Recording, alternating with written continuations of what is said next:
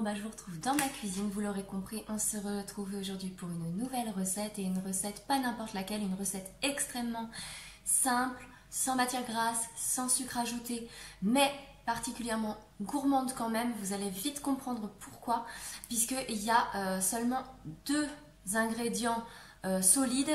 Après le reste c'est que des petits ajouts en plus, voilà, mais vous allez vite comprendre que c'est la recette la plus simple du monde et en même temps c'est la recette qui va vous permettre d'avoir de l'énergie, des goûters sains, éventuellement pour vos petits déjeuners si vous aimez ça, il n'y a aucun souci, mais pour accompagner le petit café par exemple après manger, ça peut être génial aussi. N'hésitez pas à me dire dans vos commentaires ce que vous en aurez pensé de cette recette. J'adore avoir vos retours sur les petites recettes que je vous propose. Ici, on n'est pas là pour se prendre la tête, on n'est pas là pour faire de la grande gastronomie. Comme d'habitude, vous le savez, on est là juste pour cuisiner voilà, des petites choses de la vie, des petites choses saines toujours. Éventuellement pour les enfants, c'est mieux.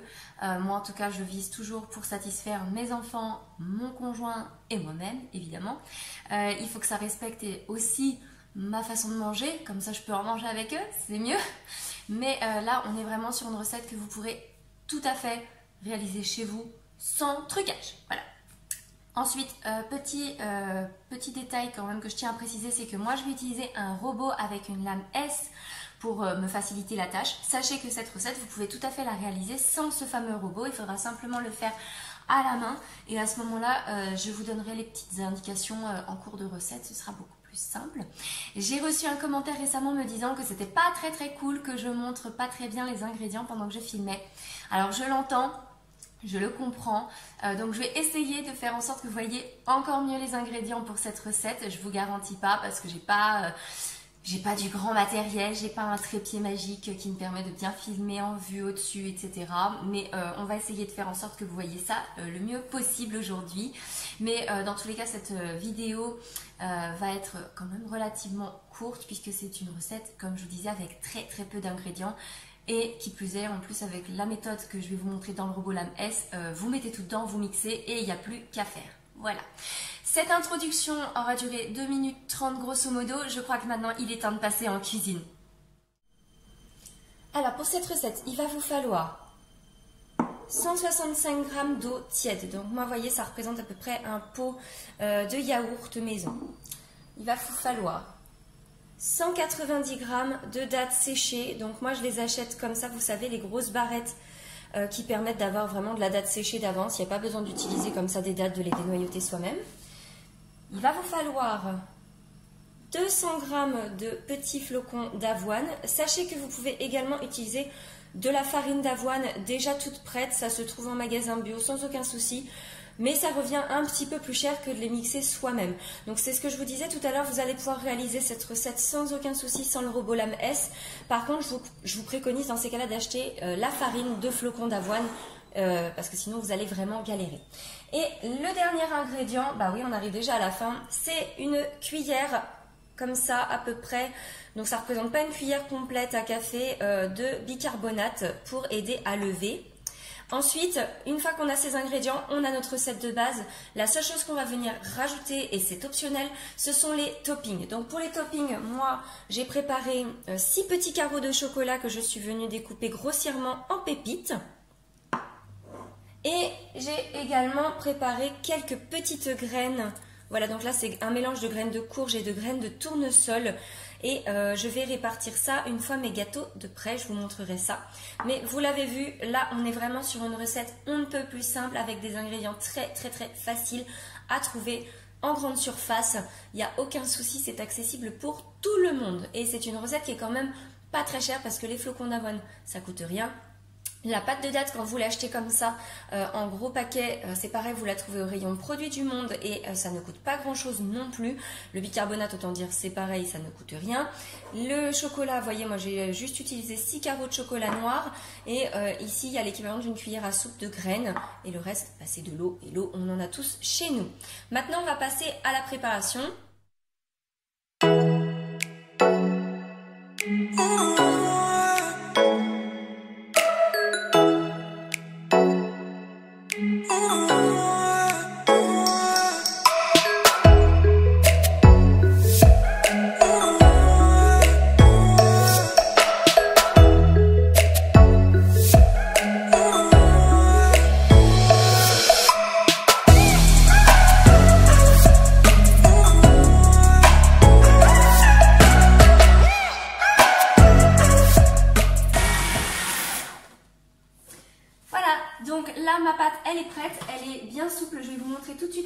ressemble, que vous puissiez vous faire une petite idée.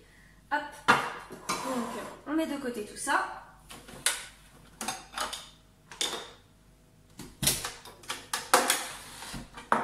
Et voilà la pâte. Donc vous voyez, ça fait une texture qui est très très souple, un petit peu collante, mais vous allez voir que ça reste une texture qui va nous permettre d'obtenir un superbe résultat. Donc je vous remontre un petit peu la texture de plus près. Voilà, donc on voit bien qu'il reste encore les flocons d'avoine, mais cette fois-ci ils sont bien mixés, bien intégrés à la pâte de date qui a fondu grâce à l'eau tiède. Et évidemment on a notre bicarbonate à l'intérieur qui va permettre d'aérer la texture au moment de la cuisson. J'ai préparé tous mes toppings, j'ai fait en sorte de bien conserver ma petite cuillère dans laquelle il y avait mon bicarbonate parce que ça va m'aider à modeler.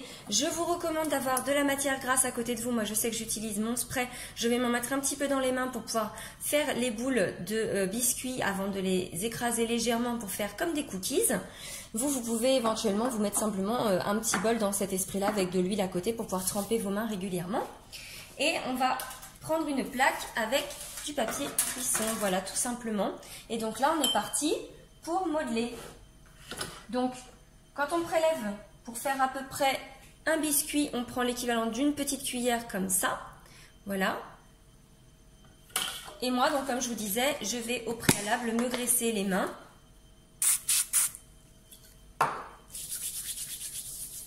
Pour me faciliter la tâche, que ça ne me colle pas trop aux doigts. Voilà, donc là, hop, comme de la pâte à modeler, on fait une jolie petite boule qu'on vient poser et on aplatit légèrement. Donc ne vous inquiétez pas, c'est normal que ça colle, ça reste la pâte de date. Malgré tout, c'est pour ça que je vous préconise d'avoir du gras à côté de vous. Hop, n'en mettez pas à chaque fois, hein. Du gras, ça ne sert à pas grand chose. Hop, dans tous les cas, ce sera quand même toujours un petit peu collant. Voilà. Et donc après, une fois qu'on a fait ça, eh ben, on va venir rajouter nos petits toppings. Donc là par exemple, je vais en faire un avec des petites graines. Donc après, vous êtes plus ou moins généreux, c'est vous qui voyez. Je sais que j'aime bien quand ils sont bien généreux. Je sais que monsieur m'avait dit éventuellement d'en faire aussi avec des amandes effilées. Donc je vais peut-être sortir mes amandes effilées pour lui faire plaisir. Mais les enfants préfèrent ceux au chocolat, évidemment, vous vous en doutez bien. Voilà. Et donc c'est parti pour faire une tournée de biscuits. Et voilà, on est là face à une très très belle tournée de biscuits qui nous attend. Donc j'ai évidemment dégainé donc mes petites amandes effilées comme je vous l'ai dit tout à l'heure pour faire plaisir à mon cher et tendre. Il y a ceux aux graines et les pépites de chocolat. Donc les pépites de chocolat, j'ai essayé de les répartir sur les plus gros hein, parce que ce sont des petits gourmands. Et de toute façon, clairement, je suis la première à taper dedans, il faut dire ce qui est. Donc là, cette tournée de biscuits va partir au four. Donc je ne l'ai pas fait préchauffer, je vais enfourner directement dedans. Et ça va tourner pendant 20 minutes à 180 degrés et chaleur normale, donc qui chauffe par le haut et par le bas. Si vous avez la chaleur ventilée, c'est encore mieux, mais ce n'est pas obligatoire, il n'y a pas de souci. À vous de surveiller parce qu'il y a des fours après qui vont plus ou moins vite, donc peut-être qu'à 2-3 minutes près avant, ça peut être sympa. Dans tous les cas, ça va être des biscuits qui vont avoir une texture très moelleuse, très gourmande, vous allez voir. Donc là, ils ont le design des cookies, mais vous pouvez tout à fait envisager d'en faire une autre forme, il n'y a aucun souci là-dessus. Moi, je sais que là, je les ai bien aplatis pour qu'ils ne soient pas trop épais, parce que comme ils vont gonfler, mais plus vous allez les laisser épais, plus ils auront besoin de cuisson pour quand même avoir une petite texture autour qui soit un petit peu croquante quand même. Voilà, donc moi je les ai bien aplatis pour qu'ils aient une super texture après la cuisson, tout simplement. Je vous montre ça dès qu'ils sont finis. Et voilà, les biscuits sont prêts. Regardez-moi ça, s'ils sont pas trop gourmands, ils ont bien gonflé. Ils sont tout beaux et franchement, si vous aviez l'odeur, ça sent tellement bon cette pâte de date cuite avec les flocons d'avoine. Et puis là, franchement, ça a permis, vous voyez, au niveau des amandes effilées, des petites graines. Le chocolat, il est tout juste fondu, donc le temps que ça refroidisse, ils vont redevenir un petit peu croquants, tout ça, ça va être trop, trop bon. Donc franchement, si cette recette vous a plu, j'ai très très hâte de lire vos retours en dessous. N'hésitez pas à partager ce que vous aurez mis également comme topping, ça peut donner des idées. Et moi, je vous retrouve très très bientôt pour une nouvelle recette. J'espère un jour pouvoir reprendre les vidéos meal prep. Je vous garantis que c'est pas évident parce que je ne veux pas que les enfants soient à la maison quand je filme, pour me permettre d'avoir toute l'amplitude de mouvement, pour pouvoir vous parler sans être interrompu. Et en même temps parce que tout simplement je ne veux pas qu'ils soient sur mes vidéos, puisque je considère que ce n'est pas à bientôt 2 ans dans quelques jours et bientôt 6 ans dans quelques semaines que mes 2 enfants sont capables de déterminer si oui ou non ils veulent apparaître en vidéo. Pour le reste du temps, je vous retrouve au quotidien sur Instagram. C'est là que je suis tous les jours en story, en post. Il y a des concours, il y a des posts blabla, il y a des posts recettes, il y a vraiment de tout. Donc je vous invite vraiment à cliquer en barre d'infos sur le lien pour me rejoindre si vous n'êtes toujours pas abonné à Instagram.